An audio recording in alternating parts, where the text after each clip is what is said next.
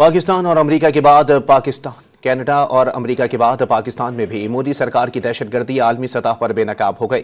بھارت پاکستان میں 6 افراد کی ٹارگٹ کلنگ میں ملوث نکلا۔ امریکی اخبار واشنگٹن پوسٹ نے پاکستانی حکومت کے دعووں کی تصدیق کر دی۔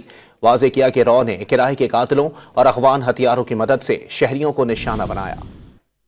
دہشت گردی اور ٹارگٹ کلنگ میں بھارت کا گھناؤنا کردار ایک بار پھر دنیا کے سامنے بے نقاب ہو گیا۔ امریکہ اور کینیڈا کے بعد پاکستان میں بھی بھارت کی دہشت گردی کے ثبوت سامنے آ گئے۔ امریکی اخبار واشنگٹن پوسٹ نے پاکستانی حکومت کے دعووں کی تصدیق کر دی۔ اخبار نے انکشاف کیا کہ 2021 کے بعد بھارت کی انٹیلیجنس ایجنسی رو نے پاکستان میں متعدد افراد کو قتل کرنے کے لیے ایک خفیہ مہم چلائی، جس میں کئی پاکستانی شہریوں کو نشانہ بنایا گیا۔ رو نے اجرتی قاتلوں اور افغانی ہتھیاروں کے ذریعے پاکستان میں کم از کم 6 افراد کی ٹارگٹ کلنگ کی۔ واشنگٹن پوسٹ نے رپورٹ میں بتایا کہ گزشتہ اپریل 2 نقاب پوشوں نے لاہور میں ایک پاکستانی شہری کو گولیوں کا نشانہ بنایا اور فرار ہو گئے۔ یہ واقعہ بھی دوسرے ممالک کی طرح بھارتی خفیہ قتل مہم کا تسلسل ہے۔ واشنگٹن پوسٹ نے پاکستانی حکومت کے دعووں کی تصدیق کرتے ہوئے بتایا کہ پاکستان کے وزیر داخلہ بھی دہشت گردی میں بھارت کے براہ راست ملوث ہونے کا انکشاف کر چکے ہیں۔ سفارتی ماہرین نے عالمی برادری سے نریندر مودی کی سرپرستی میں جاری سرکاری دہشت گردی کا سخت نوٹس لینے کا مطالبہ کر دیا۔